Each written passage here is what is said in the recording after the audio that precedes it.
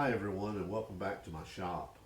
As you can see, there's a lot going on here, but wanted to take a few minutes and do a short video on detailing. As you can see, the P51A wing is just about ready to start detailing, but it would be kind of difficult for me to show you on the wing because it's so large on a video, that is. So what we're going to do is we're going to detail out one of the ailerons. And what's great about this, because of the construction of the P51 ailerons, all versions basically, we'll get to do three different things. We will do panel lines, and I'm excited about that because I got turned on to a new panel line tape that I want to show you guys. And number two will be an overlapping joint. We're going to do one of those. And we're also going to do some flush rivets. So stick around, let me get everything situated, and then we'll get right to it. Okay guys, we're back, and what you're looking at here is one of the 1/32 scale drawings by Jerry Bates of the, this is actually the A36, but essentially the P51A and the A36 were the same airframe with the exception of about three small minor things, mostly the gun layout, the dive brakes, and the hard points. But the rest of it is identical. Actually, the P51A is pretty much made from this layout of this fuselage. What we're going to be talking about first is scale factors, okay? And here's the problem we have. We have this 1/32 scale drawing, and eventually I'm going to need to transfer all of these panel lines to the model, which is 1/5 scale. Now, if you're not familiar with this is actually a really simple concept, and we're gonna step through how to do that. So you're going to need a few things. You're going to need a notepad, and you're going to need a nice ruler. My buddy Goran brought this to me when he visited. It's a nice see-through ruler with millimeters on it.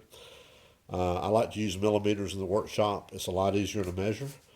So we're gonna do some measuring and some scaling. Okay. So the first thing we got to do is we got to figure out what our scale factor will be. So we're going to be going from 1/32, which is the scale of this drawing, to 1/5, which is the scale of the model. So basically, this is what we want to accomplish. We want to divide 1/32 by 1/5. Okay. And to simplify this, it would just be 32 divided by 5. Okay. And that will give us 6.4. This is our scale factor. And what that means is any measurement that we take on this 1/32 scale drawing, we will multiply by this number, and it will give us the correct size at 1/5 scale. Okay? It's that simple. Nothing hard at all about this. So what I'm going to do is I'm going to start measuring here. Let me pull this piece of paper off so I can get a clean sheet. And before we do that, though, let's talk a little bit about the construction of the aileron so we can kind of understand what's going on here. As you can see, there's two panel lines and the trim tab that we have to contend with, but I wanted to show you this picture here, okay? So this is kind of the makeup of how the aileron is built. And this is pretty much the same for all versions of Mustangs. I think the only one that's really different is the original P51, which had a little bit different aileron, but from the A36 and P51A forward, they were all pretty much the same. So we have the ribs, okay? Obviously there will be rivets along those ribs. But what's interesting about this construction is you've got this flanged surface, or this flange spar along the front. So the leading edge comes into that flange, wraps around and comes in and bends into it, and then this top piece does the same thing basically. But what's interesting is this top piece actually overlays this rear piece a bit. Okay, this drawing's off a little bit. Looking at photos, there is no space between the leading edge of the trim tab and where that panel overlaps, at least on the photos that I have for reference. It may be different based on a restoration that you see or whatever, but so this front panel line here will actually be a butt style joint. Then this rear one will be an overlapping joint where this top panel overlaps these rear panels. And then of course we'll come back and do rivets along the way here. That's really pretty much it. I wanted to show you how that was put together so you can kind of understand why we're doing it this way. So let's get to measuring. So we've got to measure a couple of things. I've already got the trim tab. Let me show you this. You may have seen my post on RCSB, but I've already got the trim tab installed and built, so we don't have to fool with that, okay? But what we do have to do here is measure some of these panel lines, okay? Now, this front one will give us some problems because it's so close to the leading edge, and part of the leading edge is actually under the trailing edge of the wing there. So we'll be measuring from the back of the aileron forward on both of these. Okay, so let's get this rear aileron first, and that looks like it is going to be 3 millimeters on both ends, I believe. Yep. So we'll say, take our calculator here and say 3 times 6.4, which is our scale factor, and that's 19.2 millimeters. I'll round that down to 19 millimeters for the rear panel line. And then for the front one, let's see what we've got here.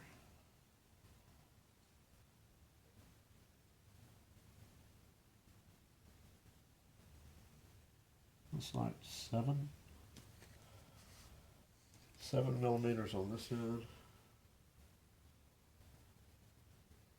And then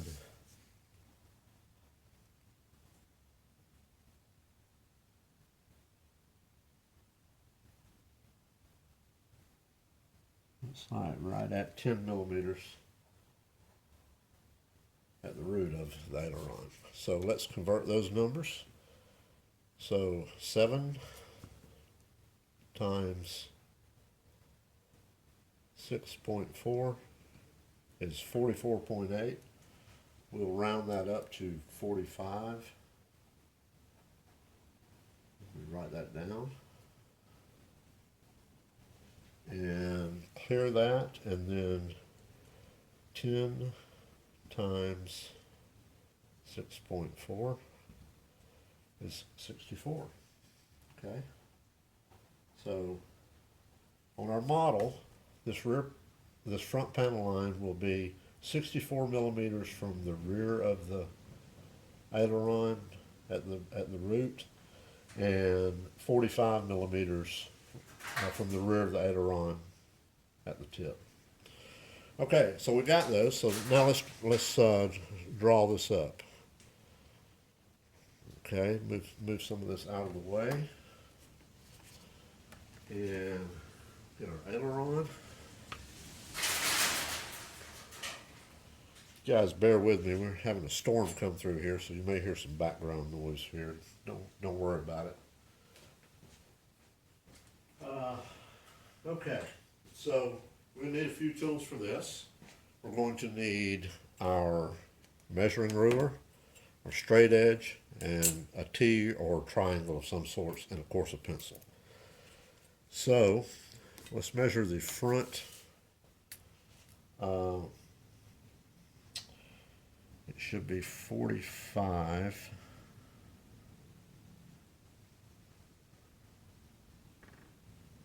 At the tip. See, I almost screwed up there. Let's see. Okay. So that puts it right at 45. Mark a line there. And then 64 at the root.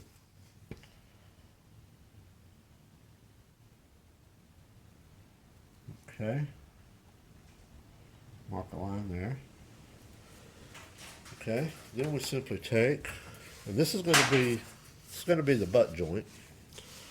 So let me align this. Get this lined up. Okay, that looks good. Well, maybe right there. And we're just going to draw a light line across that. Okay. So now we have a line for our front panel line.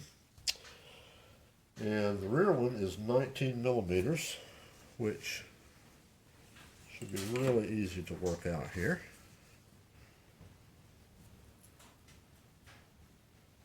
So we measure at the root, measure at the tip,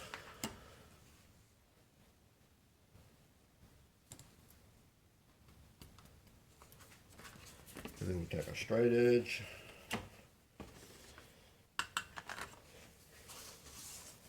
this is kind of awkward, so I'll have to kind of turn it around where I can see things. Let me make a little better mark here. Okay.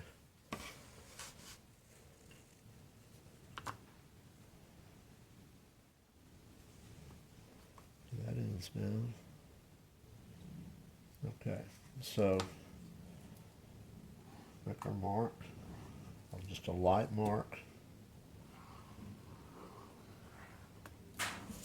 Okay, so now our two panel lines are done. Okay. Okay, so next what we need to do is work out the placement of each of these rivet panels, but we don't want to do that for these ribs, but we don't want to do that until after we do the panel lines. Okay, so let me get set up for doing the panel lines, and we'll be right back in just a moment. Okay, and we're back. The first one we're going to do is we need to do this overlapping panel line. So since that piece overlaps these rear ones, there needs to be a very, very minute height difference. Not so much that it's very noticeable, but just enough to give it that effect, okay? So the way I like to do this, since the front panel is going to be the higher one, we need to run tape along the rear section of it. I like to use vinyl masking tape or Tamiya tape if you have that. That works just as well. But basically all we're going to do is take this vinyl tape and butt it right up to the line.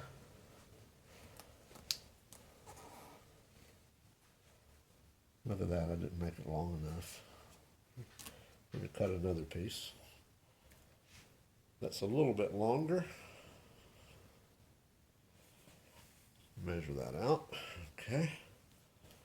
So the idea here is we're going to put a piece of tape along the lower side of the overlap joint, and we're going to use some putty to build up the front half of this. So let me, so I'm going to get some twist here. This is the only bad thing about vinyl is you get a little bit of twist every now and then in it.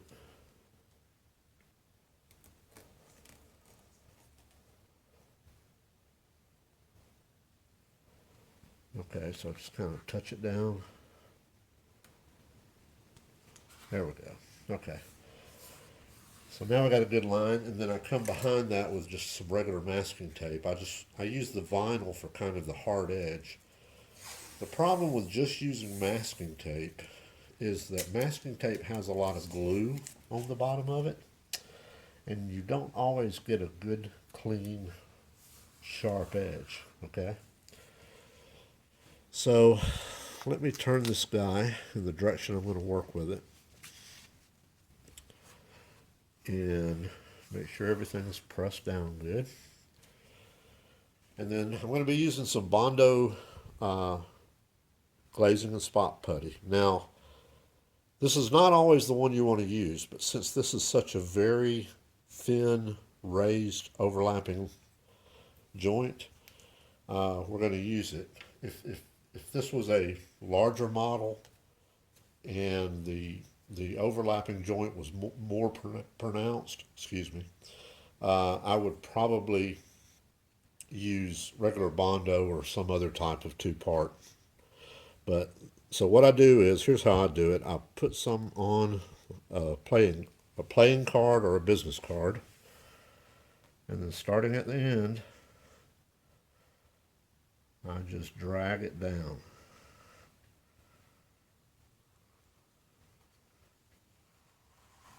Okay.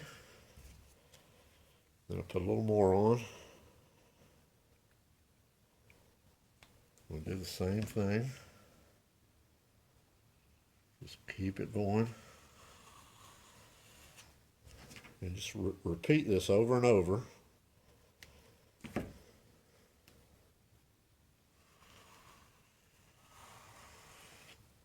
Until you get the entire joint done.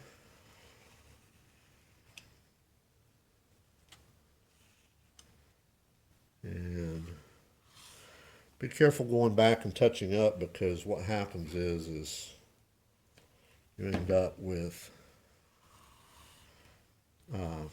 some of the putty already drying, and it tends to pull up a little bit, so you have to be careful. Okay, so that's pretty much it. Let me pull this up and show it to you now.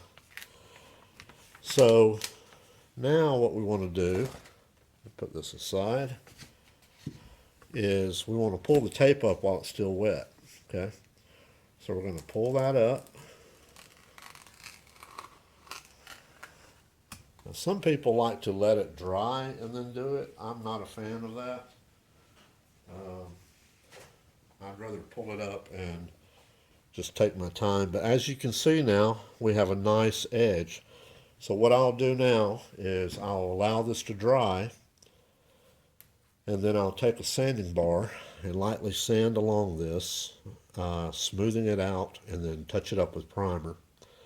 And we'll let you take a look at it then. Okay, so I'm going to shut the camera down now and let this dry for a couple of hours, and then I'll come back when it's ready to continue on. Thanks for watching. Okay, guys, welcome back. Got a little work done here and wanted to show it to you. So what you're seeing here is I've sanded the overlapping panel, and basically all I did was I took a piece of foam with sandpaper on it and worked that down, being careful not to remove the buildup there, but feathering it into the aileron. And so you can see a close-up of it there, hopefully. There's a little bit of a ridge. And as you can see, we still have our line here for the front panel line. Let's take care of that real quick. So what I'm going to use, most people, including myself, over the years have been using the Chartpak tape. There's a couple of problems with the Chartpak tape. Mainly, the biggest problem with it is once you put it down and spray over it with primer, the glue, the solvents in the paint or the primer tend to loosen the glue, and you end up with this channel that's been built up in primer, but it's full of glue and gunk. So, I mean, it's just a real pain. You have to clean them out. So, Bob Knight on the site, his username is Bob, actually turned me on to this. This is something the plastic model guys and training guys use. It's called pinstriping tape, and it's by a company called Lino Tape. And as you can see, This is 1/64 and 120 inches long. Now, the difference with this tape, a couple of things about it. There's not as much on a roll as there is on Chartpak, but it's substantially cheaper. One of these is about $2.20 a roll. So you can buy up a bunch of them. And what I'll do is I'll put a link up in the comments of this video and on my thread post to show you where you can buy this at here in the States. But there's the product. Okay. So we're gonna work with that a little bit now, and I'm gonna show you how easy it is. One nice thing about this, well, a couple of nice things about it, is that they make it really, really simple for you to apply this tape. And the way they do that is they give you a roll here. I'm trying to pull this off here because I already have a half open roll, but that's what the roll looks like. The thing you want to do, a little tip about using these kinds of tapes, always keep the package handy, so when you put this down, don't put it down here where you have contaminants and dust. Put it back on top of the package. That'll keep your tape clean. So let's stripe this out here, and I'm going to pull a piece off, put it on the beginning of that line, pull it across, put it down, okay? And then another advantage of this tape is that it sticks a lot better than Chartpak does, okay? So then I will take my hobby knife and cut this end off. And then I'll put that back there. Now, then what I'll do here is I'll just kind of gently press it down. Okay. Now, if you notice, I leave some spare on the edges. The reason for that is when I get ready to pull it, I like to pull mine before it's completely dry. And there's a couple of reasons for that. One is that if you pull it when it's completely dry, the primer tends to crumble and you may not always get a good even, clean line. The second is, if you pull it while it's still wet, the edges tend to roll over a little bit and it looks a lot more like a panel. So what I'm gonna do is I'm gonna spray this and build up some primer on it. I'll put about 3 or 4 thin coats of rattle can primer, automobile primer, and then we'll pull it off. But I'll stop the video and take care of that, and I'll come back when we're ready to pull the tape off. Okay, be back shortly. Okay, folks, we're back. As you can see, I've sprayed some primer on the tape here, running along the leading edge. Get that up close where you can see it, maybe. There we go. And now it's time to pull it off. I've let this dry about 30 minutes. The surface is dry, but underneath is still wet a little bit, so I'm just going to gently pull this up. Now, what's interesting about this, so I want you guys to see, is that there's no residue in there, okay? Basically, that's ready to sand, and that'll give us a nice panel line. So here's what I'm going to do next. Next, I'm going to, as soon as this dries good, I'll just lightly sand that, and then I'll come back on and we'll be ready to mark off the ribs so we can do the rivets. Stick around, we'll be right back. Okay, so now we're back and it's time to start looking at doing our rivets. Let's look at our picture again here. I don't know if you can see it, but it actually shows the rivet locations along here. One thing you want to do when you're collecting documentation is try and find as much information as possible on the subject. So anyway, based on this, I've gone through, and I don't know if you can see it, but let's see here. Oop, if I don't drop it. I've actually marked some lines where the location of the rivets should be, okay? So what I'm going to do, the way I'm going to make the rivets, now there's, just like everything else in this hobby, there's 20 different ways to do this. And I'm going to show you how I do it. This is actually what I use right here, is a Dremel. And I'm going to pull this piece out. And what I do is I make this little piece, which is basically a piece of, the outer piece is 1/8 inch brass. The inner is 3/32, and if you can see it, I've sharpened the end of it. And the way I sharpen it is I just use a little file, and I run this in the Dremel and just kind of run it along the edge of the file and sharpen it up. And that's what we're going to use to make our flush rivets. Now, you'll notice when I put this in, I put it in as deep as possible. The reason for that is, if you don't, and you have a long rod sticking out here, it's going to want to do this because of its mass and length. So you want to keep it as short as possible to keep it centered. The other thing you want to do is when you run it, you want to make sure you run it at the lowest setting, okay?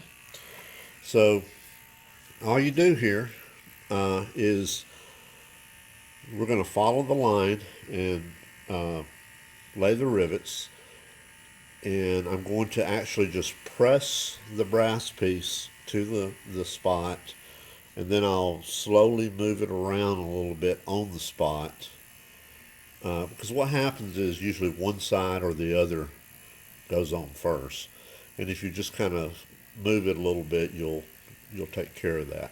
So I'm going to do one line here, and then we'll take a look at it and you can see how it looks. Now,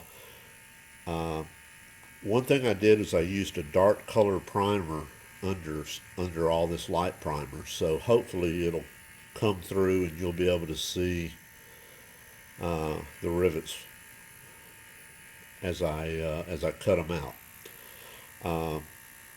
So let me just go ahead and do it. I'm not going to really use much pressure. I'm just going to let it do the work, okay?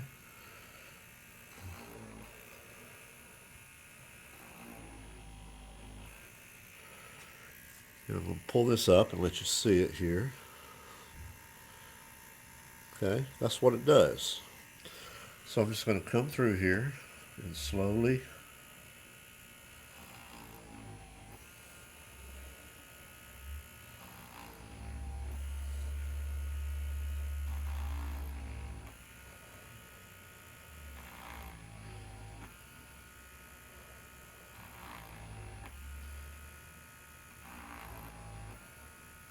remember, it's okay if it doesn't turn out perfect, because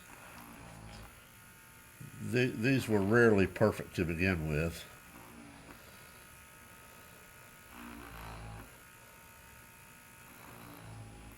Okay, so now we have a line there. I'm going to continue that on down just like it does on the aileron.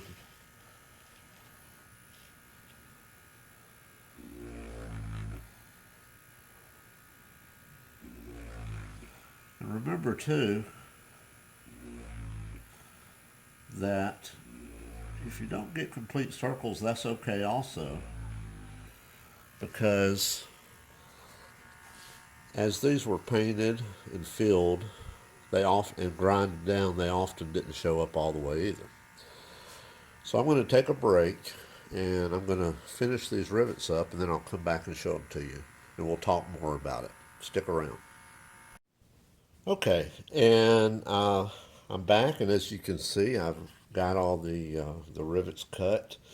This took me about, I don't know, 2 minutes to do all these. It's not really that much faster than doing it with a soldering iron, but I will tell you that it's a lot easier because you're not dealing with heat and you don't have to regulate the temperature. It's a lot easier to control too. Now, some people do this once they have the airplane painted, and that's fine.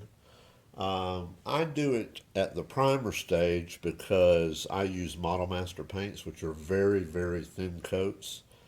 So if I were to wait and do my rivets after I painted the plane, they would essentially go through the paint down into the primer, and I really don't want that. So I do it now, and actually I think it gives a better appearance anyway, because if you look at any plane that has flush rivets, you can barely see them anyway. And once this is primed and painted, sanded, primed and painted, you won't. These will look just about right. So whichever way works best for you. So if you use an automotive or class coat, you may want to wait until after you've painted the plane before you add the rivets. The other thing I'll add too is that on a World War II plane, rivets were never perfect like they are on today's planes. Um, they had a lot of unskilled labor and were on very tight time constraints, so it was not unusual to see um, lopsided rivet lines. So don't get into perfection mode and try and make them perfect, because that's not the way they were. They only started doing that after the war with civilian and military planes. So anyway, I just wanted to give you guys this little primer on how I do this. Now this side is complete. What I'm going to do now is I'm going to take some 320 and lightly sand over all this, and then put one last thin coat of primer on it, and it'll be ready to paint. So I'll come right back, wrap this up, and show you the final product. Okay, folks, we're back, and let's wrap this thing up. Here's the finished product. As you can see, I lightly sanded over everything with some 320 grit sandpaper, and then I just sprayed a thin coat of primer over it to kind of even everything back out. As you can see, none of the details have been lost. It's all still there. I even added this little push rod for the trim tab made out of styrene from various pieces. That's easy to do. Um, so what was kind of cool about this video is we're able to show you 3 different things: how to do overlapping joints, how to do butt joints, and how to simulate flush rivets. Now on the flush rivet tool, obviously you'll size that up or down appropriately for your scale, whatever you're working at. But remember, folks, it's more about the illusion than it is counting rivets, okay? Nobody is going to count your rivets. So I would encourage you to think about that when you're doing it. You get the same effect, and it really, really makes the model stand out when you do all this. So happy modeling to you all, and I guess that's it. We're going to wrap it up. Don't forget that when you're working, to be sure and measure twice and cut once, and we'll see you soon. Bye.